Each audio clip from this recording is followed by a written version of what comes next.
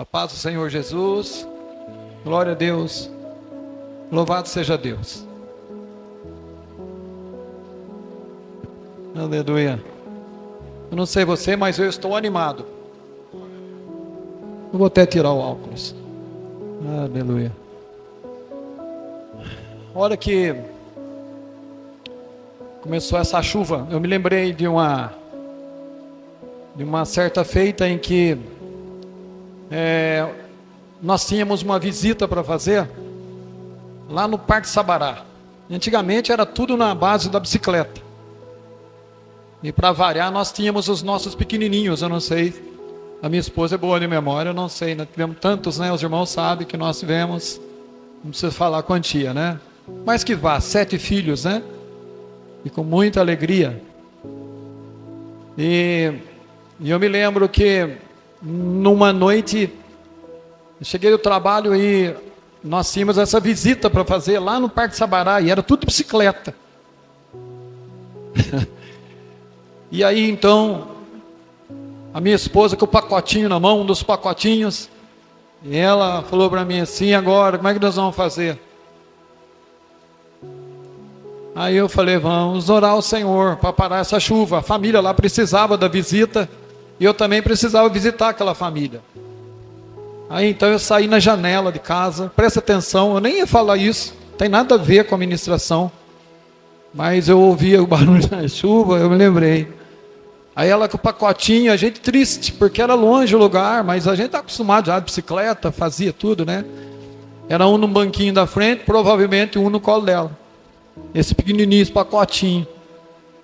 Aí eu saí na janela, aquela janela aquela janela do tipo assim de tramela, né? Uma janelinha pequenininha.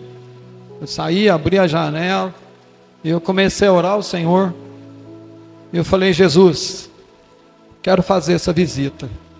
Eu preciso fazer essa visita, mas o Senhor sabe, meu Deus, que não tem condição. Como é que nós vamos sair nessa chuva? Eu mais minha esposa e esse pequenininho, como é que eu faço? Tem misericórdia, estende as mãos, estende da graça. Aí eu estou virado olhando para a janela, para a janelinha. Daqui a pouco chega um senhorzinho com um chapéuzinho, guarda-chuva. Já partiu para a glória. Ele chegou, passou por mim e falou assim: Senhor pastor, estava na janela ainda. Seu Deus é vivo, viu, irmãos? Seu Deus é vivo. Fala para o irmãozinho: seu Deus é vivo, ele existe, ele é vivo. Aí passou na janela, na janelinha, e falou assim: eu queria falar um pouco com o senhor ou com você, não lembro, né? Aí falei: pode entrar, seu Nico. Aí ele entrou e falou: sabe o que eu vim fazer aqui? Eu não sei.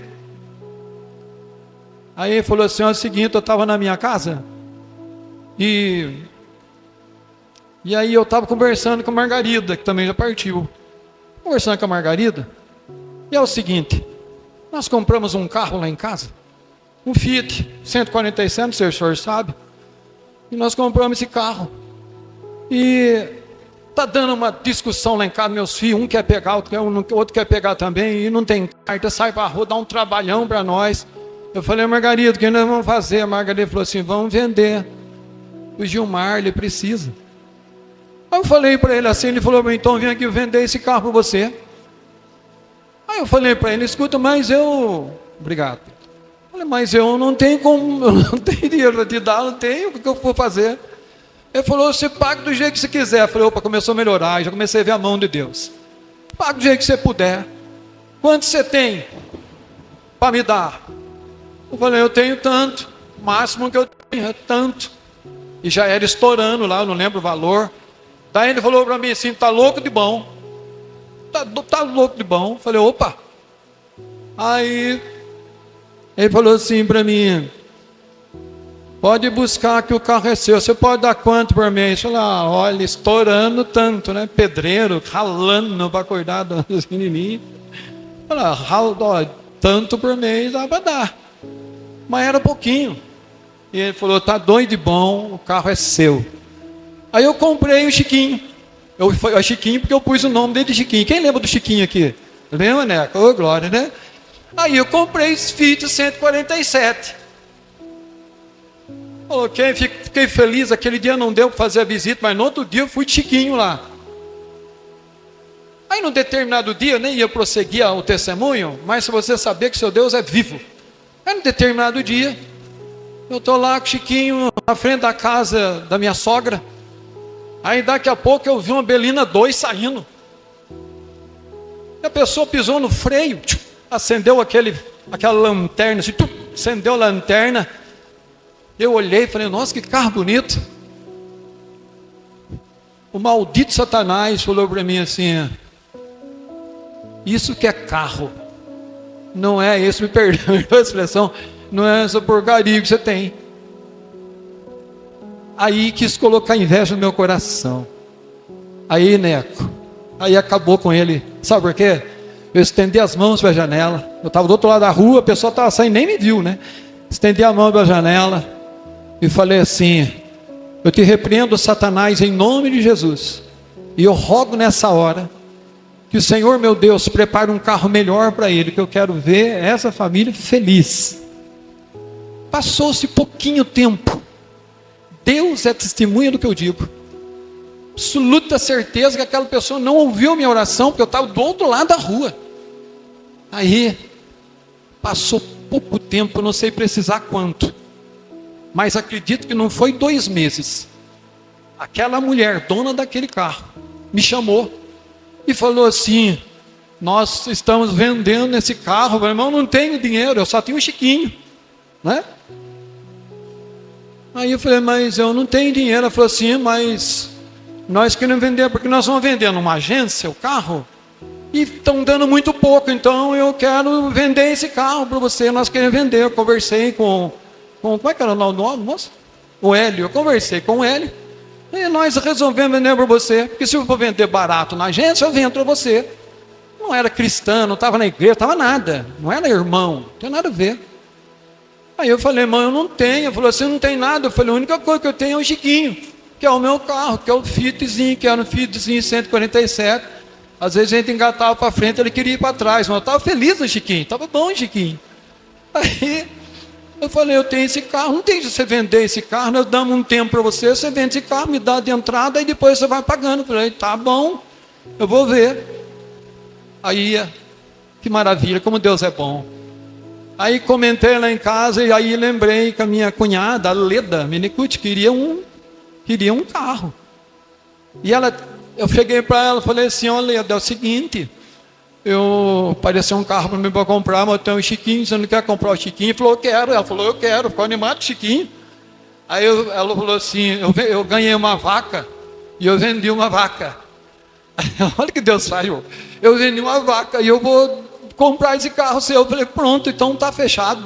Aí vendi o Chiquinho para ela, dei o dinheiro da vaca lá na entrada, paguei a mulher rapidinho, porque Deus me abençoou, né? Trabalhando de pedreiro, o Senhor me abençoou, e eu peguei aquela Belina muito bonita, eu olhava para ela, eu falava, meu Deus, louvado seja o teu nome. Vou parar por aqui, né? O meu futuro, o futuro da minha esposa, por intermédio daquilo veio outra bênção. E aí, por intermédio daquela bênção, eu cuidei da minha família por 14 anos no mercado, que valeu 17, porque eu trabalhava desde cedinho, até às vezes eu ia embora para casa, tinha que tomar banho de salmoura, né, para poder aliviar, porque às vezes era meia-noite, que eu chegava na minha casa, 11h30, enfim. Mas do Chiquinho veio a Belina, e da Belina veio o carro que eu pude trabalhar por muitos anos no mercado, né? Esse Deus nosso é vivo. Dê uma salva de palmas para esse Jesus. Eu me lembrei disso por causa da chuva, né? Porque tem muita gente que fica preso por causa da chuva, né? Mas ainda existe o Deus do Chiquinho. O Deus do Chiquinho é poderoso, ele pode fazer maravilha, né? Quero aproveitar e cumprimentar os irmãos que estão em casa assistindo, né? Pela internet, e aqueles que haverão ainda de assistir essa ministração. Eu sei que eu gastei aqui alguns minutos, já foram 10 minutos só na introdução, mas está aqui, vamos lá. Eu pretendo falar com vocês, ministrar essa palavra, para finalizar essa campanha. Pretendia falar 10 minutos a menos, mas foi 10 minutos a mais. Vamos lá. Em cima desse tema que foi abordado, foi tratado já por 6 semanas, não é? 6 semanas. E esse tema é um tema oportuno, não desista, pois ainda há esperança. Eu estava meditando no texto que foi dado para nós, e aí eu observei que no capítulo 14 de Jó, versículo 7 até o versículo 9, não aparece a agonia e o desespero de Jó, mas do 10 em diante aparece a agonia de Jó. Não sei se os irmãos prestaram atenção, mas aparece dentro desse texto, existe o sofrimento daquele homem exposto por palavras. Nós lemos o versículo 7, e pelo versículo 7, 8 e 9, nós paramos aqui na árvore, mas ele faz uma comparação de árvore e homem, depois a partir do versículo 10, né? E nós vamos ler essa palavra, tá bom? Acho que eu me empolguei demais, tirei o óculos, mas não dá certo não, vamos lá. Então esse capítulo 14, verso 7, vai dizer assim: porque há esperança para a árvore, pois mesmo cortada ainda se renovará, e não cessarão seus rebentos. Se envelhecer na terra sua raiz, e no chão morrer o seu tronco, ao cheiro das águas brotará e dará ramos como a planta nova. Aí quando nós paramos aqui, e fazemos a comparação com o homem, sem avaliar o que o Jó vai dizer a partir do verso, aqui a palavra vai dizer a partir do verso 10, se nós pararmos no 9, vai ficar um tanto quanto incompleto isso, porque Jó ele estava sendo colocado numa prova. É o que acontece conosco, nós somos provados. Sabe por que nós somos provados, irmãos? Porque nós somos ouro na mão do Senhor. E o ouro, ele é provado pelo fogo, é constantemente. Por isso que infelizmente, alguns não entendendo, acabam desistindo de seguir o Senhor. E Jó, ele estava debaixo de uma prova. Talvez você esteja debaixo de uma prova, não esteja entendendo o que está passando, e esteja fazendo comparações até como Jó fez. Porque ele fez comparação com uma árvore. Ele vai dizer assim, olha, porque há esperança para a árvore, mesmo cortada ainda se renovará, e não cessarão seus rebentos. Se ela envelhecer na terra, a sua raiz, e no chão morrer o seu tronco, ao cheiro das águas, guarde bem, ao cheiro das águas brotará e dará ramos como a planta nova. Mas aí ele olha para dentro de si, e ele vê a situação na qual ele estava vivendo, e ele diz assim, o homem porém,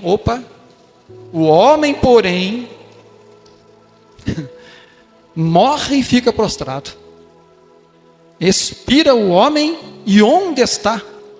Como as águas do lago se evaporam, o rio se esgota e seca, assim o homem se deita e não se levanta, enquanto existirem os céus, não acordará, nem será despertado do seu sono.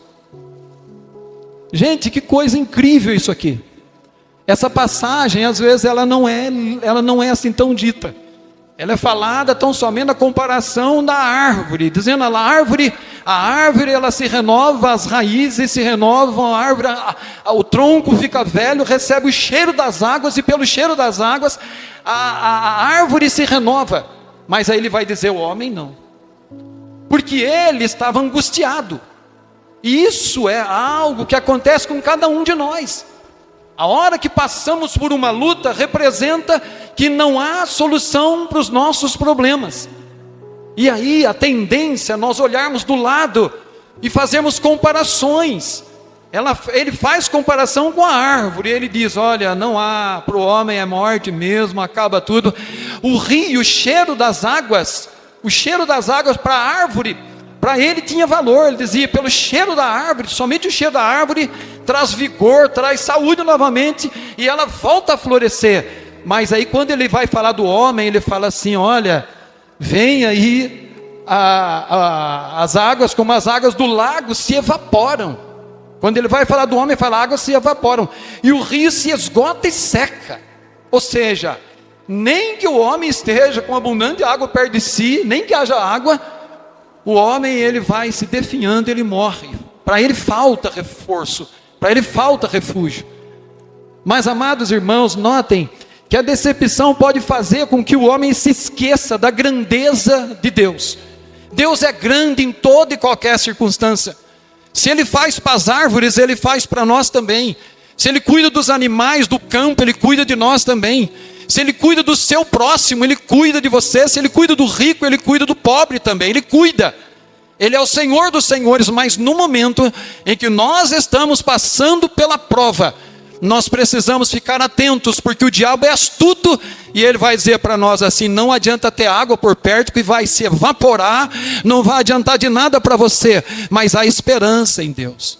O nosso Deus é poderoso para abençoar tremendamente a nossa vida. Quando nós olhamos para a vida de Jó, nós percebemos o que ele fala, e olhando para aquilo que ele fala, vem para nós assim um entendimento de que, poxa, ele pisou fora, ele errou naquilo que ele falou. Mas se nós nos colocarmos na situação de Jó, se nós entrarmos na história, analisarmos tudo o que aconteceu, interessante que foi assim totalmente de graça. O Senhor olhou para Jó, viu a vida de Jó, diz a respeito de Jó, ele diz a Satanás: tu vistes meu servo Jó, homem íntegro, reto, que se desvia do mal, é um homem perfeito. Aí o Satanás diz para ele assim: é porventura ele seguidor? Porventura ele é reto, é debalde que ele serve ao Senhor? Não, ele não é debalde, não é à toa. Ele está desse jeito, ele age desse jeito, por quê? Porque o Senhor dá tudo para ele. Aí o Senhor então coloca a prova. O Senhor diz assim: pode ir lá e pode tocar. Toca lá em tudo que ele tem. E ele vai perdendo tudo. Ele perde tudo. Irmãos, não tem ninguém do nosso meio, eu acho que você não conheceu ninguém que tenha vivido uma situação como aquela. Inclusive o Senhor fala: não toque nele, mas até nele foi tocado, porque ele ficou leproso. Ele perde os filhos, não é isso? Ele perde os filhos, ele perde todos os bens que ele tinha. E a mulher dele ainda, ele perde os amigos, porque na verdade ele estava cercado por amigos da onça. Porque quando está tudo bem, a tapinha nas costas, uma belezinha, tudo bem, certinho, né? Geralmente não é assim? Para aqueles que não são sinceros. E ele é cercado por amigos, ele pensava que os amigos de fato eram amigos, mas os amigos chegam e questionam por que ele estava passando por aquilo. Quantas pessoas que vê quando o outro está passando por alguma aflição, perguntam assim: será que não é pecado? Será que não é porque está falhando? O que será que ele fez? É o que fizeram para Jó. Jó ficou ali no meio daqueles amigos da onça, e depois faltava alguém que era ali a sua parceira, que chega para ele e diz para ele assim: olha, deixa eu dizer uma coisa para você. Talvez ele esperando ali, gente, enfermo, se coçando com um caco, né? Se coçando com um caco, sofrendo terrivelmente, e chega aquela mulher maligna e fala para ele assim: sabe uma coisa? Acabou para você. Amaldiçoa o seu Deus e morre. Veja só a situação de Jó. Que situação terrível foi a situação de Jó. E é exatamente por isso que ele faz essa comparação. Ele diz: acabou tudo. Não adianta água. Não adianta água, a água vai evaporar, não adianta rir, não adianta nada, não tem nada para mim, não tem mais solução para mim. Mas a solução é o Senhor dos Exércitos. Ele se manifestou e abençoou a vida de Jó. Capítulo 1, versículo 11 em diante, aparece esse desafio que é feito, né? Disse o Senhor a Satanás: eis que tudo que ele tem está no teu poder, somente contra ele não estendes a mão. Mas até a lepra veio. Deus permitiu. Às vezes, irmãos, a irmãzinha estava falando de lutas aqui.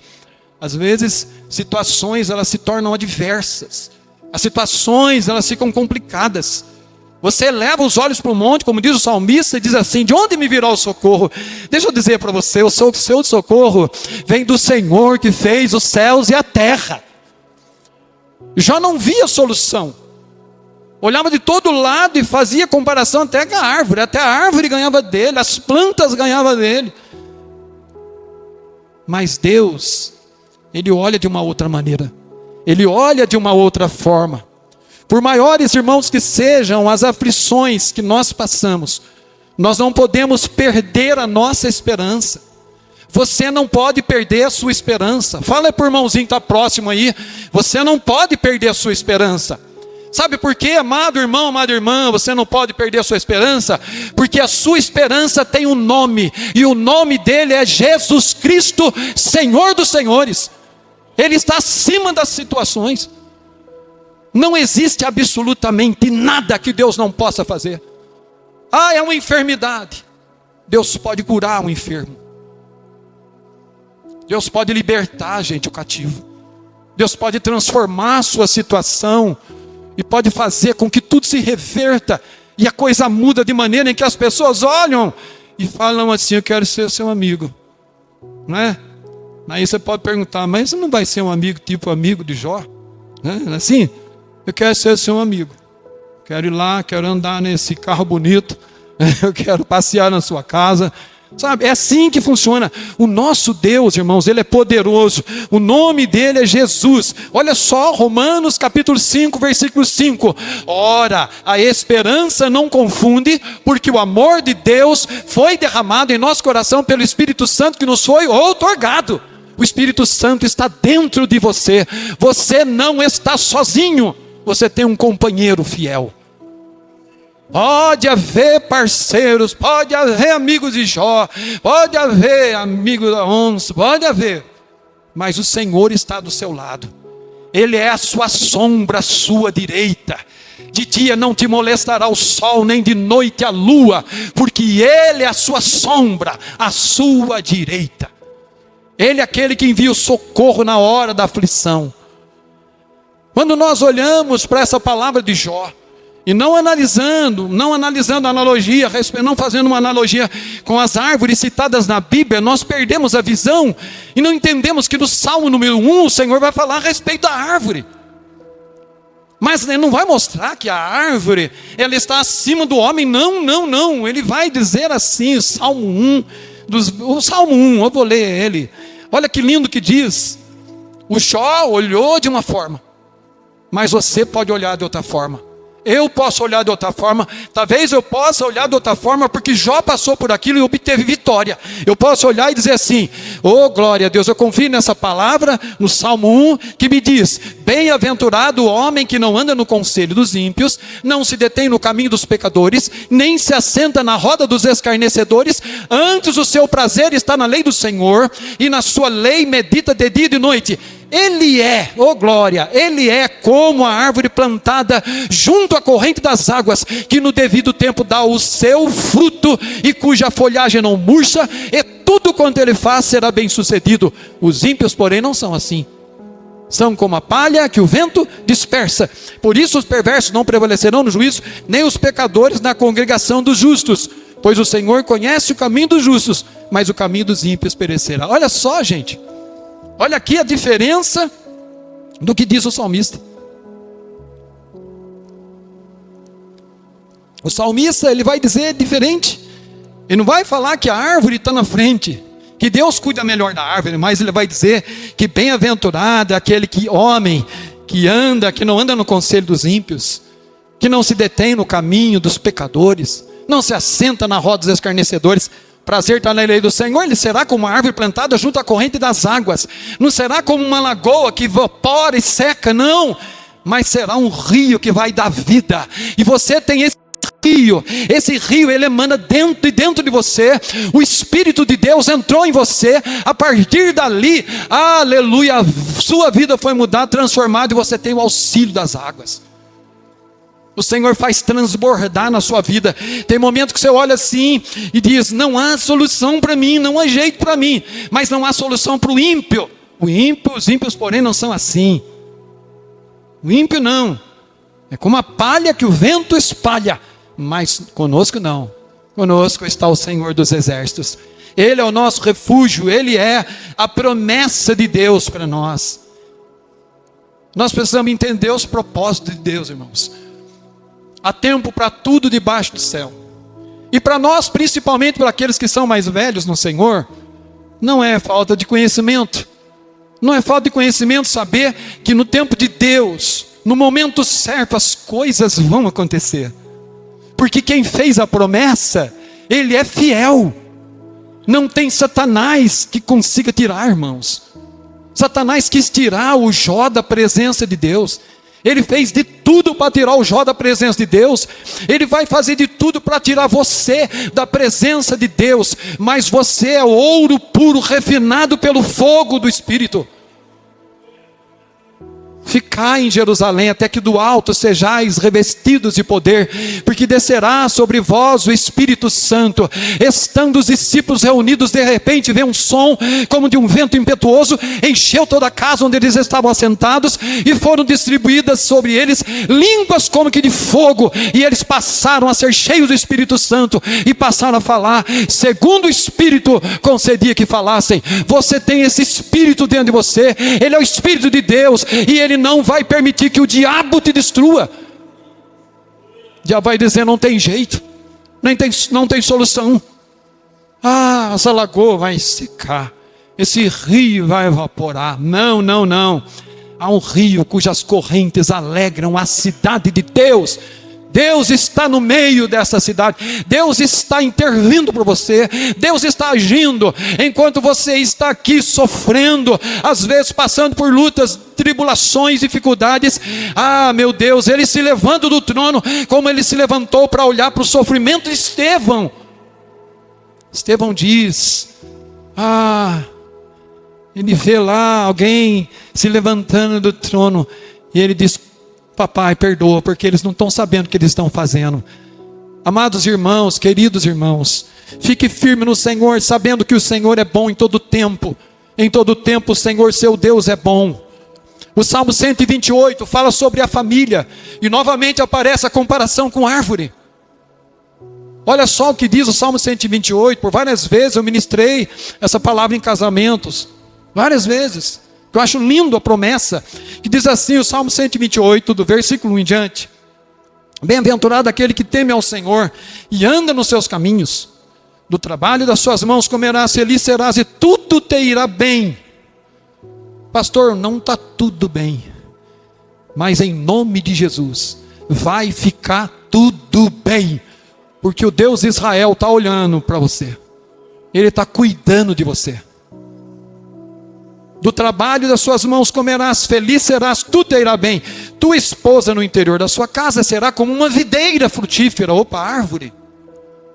Os seus filhos serão como rebentos da oliveira, aleluia. Seus filhos serão como rebentos da oliveira, a roda da tua mesa, oliveira, árvore. Nós temos videira dentro de casa, e nós temos oliveiras dentro de casa. Aquele que não tem, e não casou ainda, peça a Deus para Deus dar, e Deus dá. Se Deus não der também, Ele vai providenciar pessoas que vai ser como filho para você, vai ser bênção também. E vai ser também como oliveira. Eis como será abençoado o homem que teme ao Senhor. Então essa passagem, ela traz o quê? Promessas, em comparação com videira e com oliveira. Qual deve ser a nossa atitude, irmãos, quanto à busca pelas águas em tempo de crise? Salmo 42.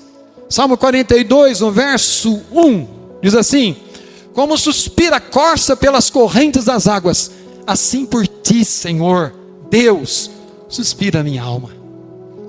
Corrente das águas, eu quero estar bebendo dessas águas que o Senhor pode e quer me dar. E no momento de aflição, nós temos que recorrer àquilo que Deus tem para nos dar. E Ele é Pai, irmãos. O Senhor Jesus chega a dizer, se vós que sois maus, sabeis dar boas dádivas aos vossos filhos, quanto mais o Pai que está nos céus dará boas coisas àqueles que pedirem. Ora, será que nós somos melhores do que o nosso Pai? É óbvio que não. Eu estou falando aqui com vocês que estão na igreja, até agradeço por terem vindo, né? Alguns talvez nem tinham um chiquinho para vir, mas a pé na chuva e guarda-chuvinha, embora que hoje está difícil isso, né? Mas vieram com dificuldade, mas estão aqui, mas também aqueles que estão nas suas casas assistindo, né, pela internet. Que Deus faça uma obra na sua vida. Que Deus faça você acreditar no momento de dificuldade, está difícil demais, mas que você suspire pela corrente das águas, mergulha nesse rio de vida, e creia que o seu Deus vai dar vitória para você, porque Ele é Senhor que cuida de nós. Jesus, Ele fala a respeito da videira, eu sou a videira verdadeira. Os irmãos lembram disso, está em João 15. Eu sou a videira verdadeira, meu Pai é o agricultor, todo ramo que estando em mim, que estando em mim não der fruto, Ele corta. E todo que dá fruto, ele limpa. Presta atenção que existe o corte, mas existe a limpa. Existe o corte, mas existe a poda. Todo que dá fruto, ele limpa, para que produza ainda mais fruto. Ou mais fruto ainda. Vós já estáis limpos pela palavra que vos tenho falado.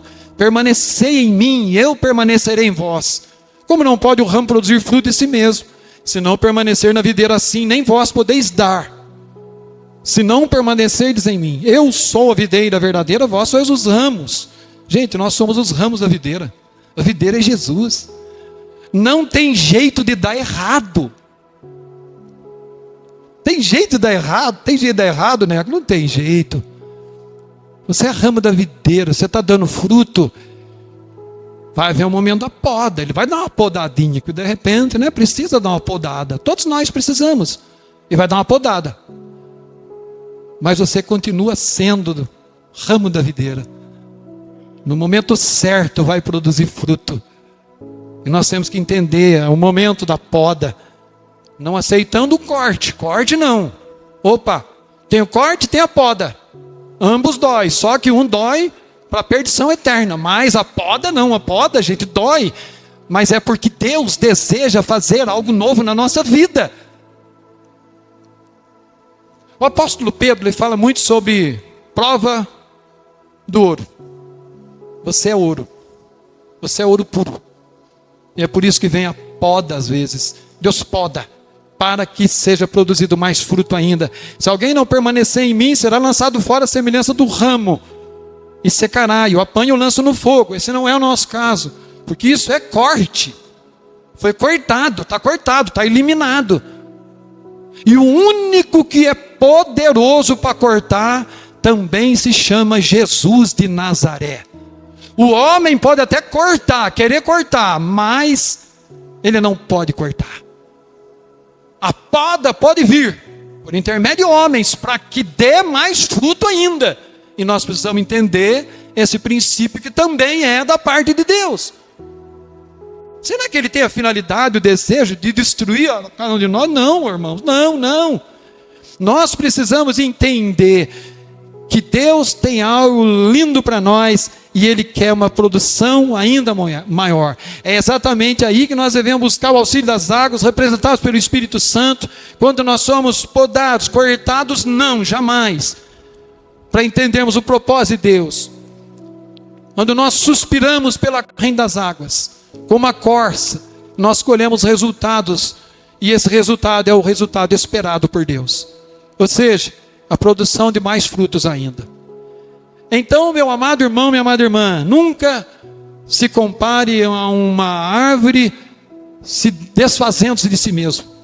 Ninguém é maior do que ninguém. Nós somos todos iguais perante o Senhor. Ele é o nosso Pai, e é Ele que nos conduz, e Ele nos conduz em triunfo. Agora, uma coisa muito importante que nós precisamos entender, e nós temos muita dificuldade em entender. Quando eu falo nós, é nós mesmos. É a questão do tempo de Deus. Há tempo para tudo debaixo do céu, amado irmão, amada irmã. Nós confundimos o nosso tempo com o tempo de Deus. O tempo de Deus se chama Kairos. E o nosso tempo é o Cronos. Para nós, para Deus, um dia como 1000 anos, 1000 anos como um dia. Mas Ele não retarda a sua promessa. Ele fez a promessa, Ele vai cumprir. Mas Ele vai cumprir no Kairos, não no Cronos. Porque o Cronos nos engana.